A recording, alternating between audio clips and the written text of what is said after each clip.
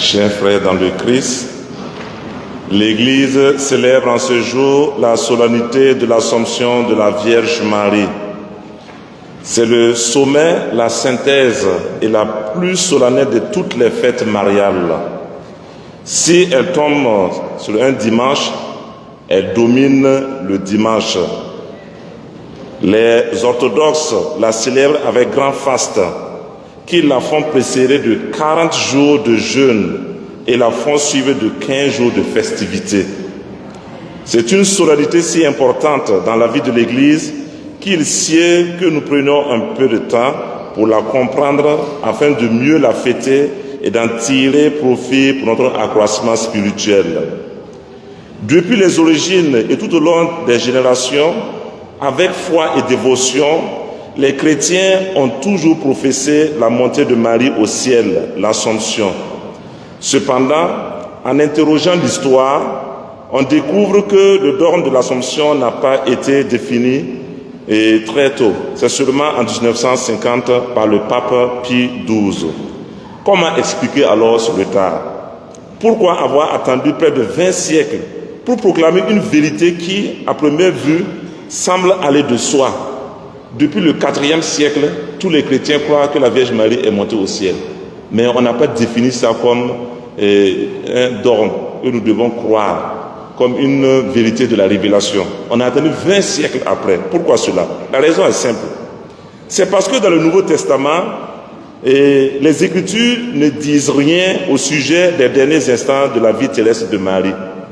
En réalité, notre profession à l'Assomption de Marie tient ses origines d'un certain Épiphane de Salomine qui, en 317, constate et fait observer qu'il n'y a pas de tombeau de Marie à Jérusalem.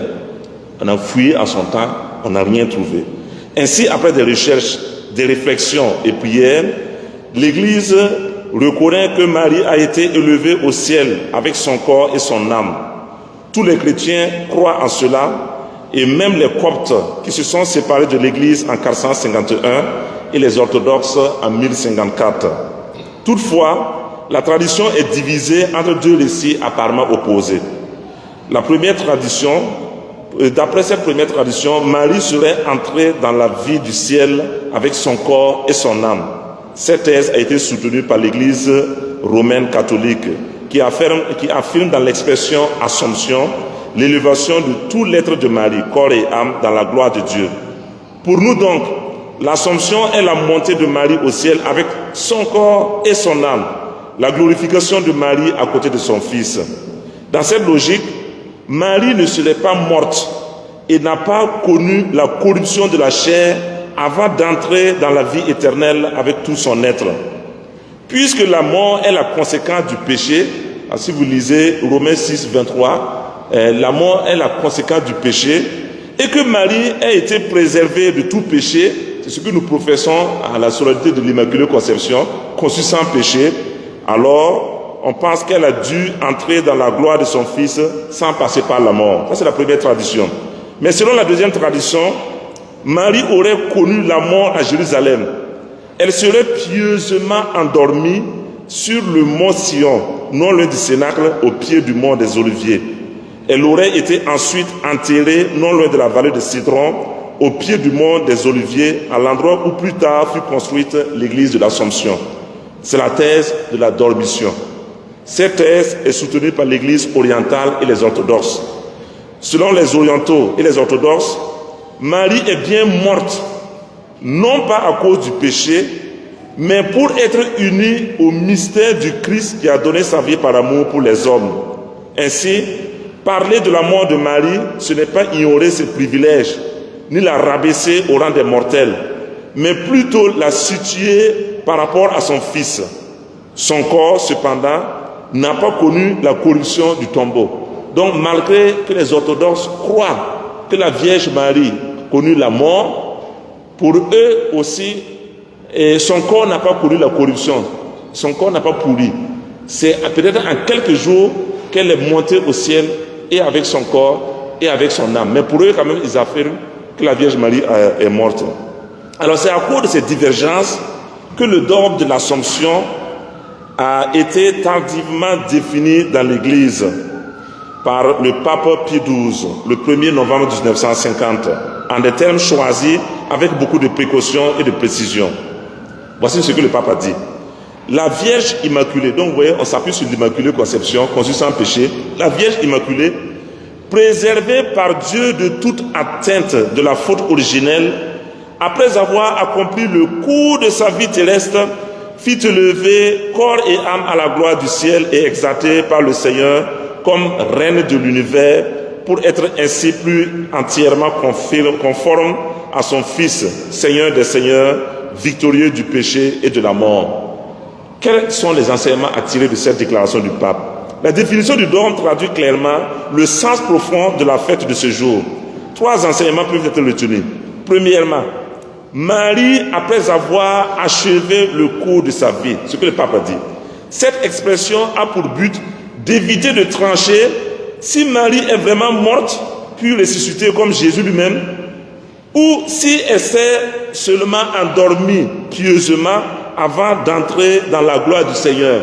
Il n'y a pas une déclaration ouverte, mais on dit après avoir achevé le cours de sa vie sur terre. Deuxième affirmation, elle a été élevée à la gloire céleste. Remarquons le sens passif de l'expression. Marie a été élevée par la puissance de la grâce divine, d'où le nom Assomption. Mais le Christ est monté aux cieux par sa propre puissance. C'est pour cela qu'on parle d'ascension pour le Christ. Donc, pour la Vierge Marie, on parle d'Assomption. Elle a été enlevée, élevée. Et pour Jésus, nous, dans notre credo, nous disons, il est monté au ciel, donc de sa propre puissance. Alors que Marie, c'est de la puissance divine. Donc, il y a une nuance aussi ici. Troisième enseignement, on dit en son corps et en son âme. C'est dans cette affirmation que se trouve le summum et le caractère exceptionnel de l'Assomption de Marie, de l'entrée de Marie au ciel. De fait, nous croyons que les saints sont dans le bonheur céleste avec leur âme en attendant la résurrection de la chair. Mais pour Marie, c'est exceptionnel. Elle est déjà au ciel avec et son corps et son âme, car elle n'a pas connu la corruption. Elle a été emportée dans la gloire, c'est-à-dire dans la vie divine avec son corps. C'est là qu'elle brille déjà de toute clarté et beauté. Et cette beauté nous a été un peu relatée dans la première lecture d'aujourd'hui. Marie, dans sa gloire céleste, a pour manteau le soleil. Pour manteau le soleil, vous imaginez? Elle a pour manteau le soleil, la lune sous ses pieds et sa tête une couronne de 12 étoiles. Quelle beauté! Quand nous voyons comment Saint Jean décrit la beauté de la Vierge Marie, c'est vraiment exceptionnel et extraordinaire. Marie n'a pas besoin de crayon ou de rouge à lèvres. Oh, ça c'est beauté naturelle, sans produit ghanéen. Alors, qu'est-ce que nous pouvons retenir de cette fête? À ce jour de la solennité de l'Assomption, l'Église nous a proposé comme évangile le texte de la visitation de la Vierge Marie à sa cousine Élisabeth.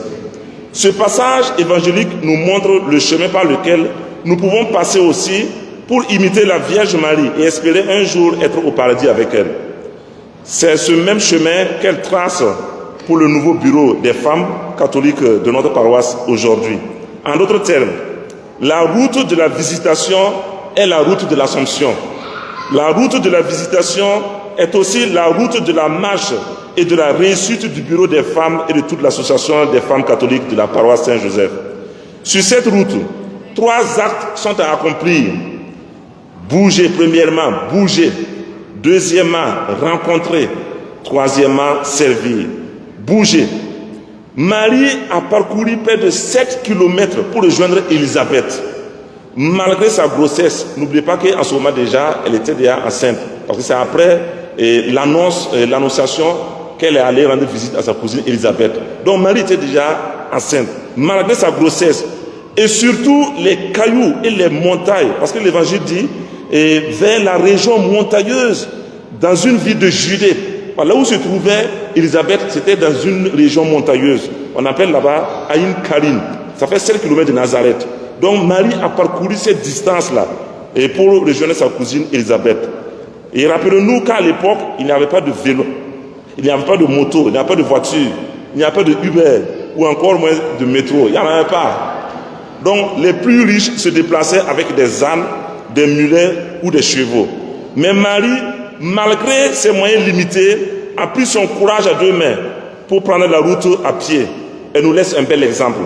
Il faut marcher. Il faut marcher. À vous, les nouvelles responsables de l'association des femmes catholiques, il faut bouger pour le fonctionnement de l'association des femmes. Il faut bouger pour sa fécondité. Vous êtes la locomotive de cette association. Donc, il faut que la locomotive bouge pour que les wagons suivent. Si la locomotive ne bouge pas, c'est difficile. Que vous le voulez ou pas, vos noces vont rester marquées dans la vie de cette paroisse. Donc, vous avez un grand rôle. C'est à vous de marquer le pas. Si vous êtes nonchalante, timide, si vous manquez d'initiative, rien ne va bouger. Mais si vous êtes très dynamique, plein d'initiative, les données vont changer. Je vous souhaite alors de vous laisser contaminer par la maladie du bouger-bouger. Quand on a la maladie du bouger-bouger, on ne s'assoit pas. Ce que Magic System dit, on ne s'assoit pas. Il faut aussi bouger pour nous autres, pour l'accroissement de notre vie spirituelle. Il faut bouger pour ses affaires. Il faut bouger pour rencontrer les autres. Il faut bouger pour rendre service. L'Assomption nous appelle à bouger. Même Jean-Baptiste a bougé dans le sein de sa mère Élisabeth quand celle-ci entendit la salutation de Marie. Oui, tout le monde bouge en présence de la Vierge Marie. Il faut donc que nous bougions. Donc, n'oubliez pas, quand on a la maladie du bouger-bouger, on ne s'assoit pas. Deuxième chose, rencontrer. Le deuxième acte à accomplir sur la route de l'Assomption est la rencontre.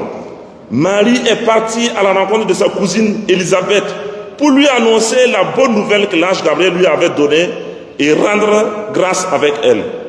La Vierge Marie nous invite aussi aujourd'hui à aller à la rencontre des autres. À vous alors, le nouveau bureau des femmes, aimez les rencontres, aimez vous rencontrer. Évitez la solitude ou le fait de travailler seul. Tout ce que vous allez faire pour les femmes de la paroisse, faites-le ensemble. Ne décidez jamais seul. S'il faut prendre une initiative, prenez-la ensemble. S'il faut rêver d'un projet, rêvez ensemble. S'il faut travailler, travaillez ensemble. S'il faut engager des dépenses, engagez-les ensemble. S'il faut vous réjouir ou manger, mangez ensemble aussi. Et s'il faut mourir, mourez ensemble. Ne restez jamais seul dans votre coin. Ensemble. À nous tous aussi, chers frères et sœurs, la Vierge Marie nous appelle à la rencontre avec les autres. Ne nous arrêtons pas seulement au dimanche ou au jour de fête pour nous retrouver et nous rencontrer. Je suis sûr qu'il y a des gens qui ont duré avant de venir à cette église. Alors n'attendons pas la fête de Noël, de Pâques ou de l'Assomption avant de nous retrouver et de nous rencontrer. Ne soyons pas des chrétiens de fête, des chrétiens événementiels. Non, non, non. Il nous faut promouvoir la culture de la rencontre. La culture de la rencontre au sein de notre communauté. Si on nous posait la question, par exemple, qui dans cette église connaît le lieu d'habitation d'au moins 20 fidèles? Au moins 20. Qui, par exemple? Ou bien il faut diminuer. 15, 10, il faut les 10. Ah, donc c'est un défi, hein. 10, il y a au moins une personne. 2. Ah, on a 5 personnes, au moins 10 familles. Bon, il faut quand même qu'on élève un peu. 15 et puis après 20. Donc il y a un effort à faire pour nous rencontrer. Enfin, troisième acte, c'est le service. Le dernier verset de l'évangile de ce jour dit: Marie resta avec Élisabeth environ 3 mois, puis elle s'en retourna chez elle. En effet, durant les 3 mois, Marie rendait service à sa cousine Élisabeth, qui était presque à terme. Ce service est le dernier acte qu'elle nous laisse comme exemple à suivre sur le chemin de l'Assomption. Aujourd'hui, plus que jamais, il nous faut redécouvrir la valeur du service, surtout du service gratuit. Alors, chères femmes, dites-vous que c'est un service que vous rendez en étant dans le bureau. Il faut faire le travail avec beaucoup d'humilité et vous en récolterez les fruits. Toute responsabilité dans l'Église est un service. Elle commence par le service et se termine par le service. À nous tous, frères et sœurs, pour la croissance de notre communauté, le service mutuel doit être au rendez-vous afin que nous vivions réellement une vraie entraide et aide entre nous. Il n'est pas normal que je ne puisse pas partager mon expertise, aider un frère à avoir ses papiers par exemple, ou un petit job alors que j'en ai les capacités. Si nous ne nous rendons pas ce service mutuel, nous vivons dans l'hypocrisie. On se voit les dimanches et les jours de fête, on se dit des frères et on ne s'épaule pas dans la vie courante. Ça, c'est de l'hypocrisie. Rendre service à son frère, comme Marie à Élisabeth, c'est préparer son ciel, c'est préparer son assomption. Somme toute, retenons que la route de l'assomption passe par ces 3 actes. Bouger, rencontrer et servir. B, bouger. R, rencontrer. S, servir. B-R-S. Retenez cela. B-R-S. B. B. R. S. B-R-S. Voilà le chemin de l'Assomption que la Vierge Marie nous a tracé aujourd'hui. Puissions-nous vivre réellement ces 3 actions et être un jour admis à la gloire de Dieu avec la Vierge Marie pour fêter l'Assomption du ciel. Que par la prière de la Vierge Marie, Dieu nous comble de ses bienfaits. Bonne fête de l'Assomption à tout le monde et que le Seigneur nous entende et écoute notre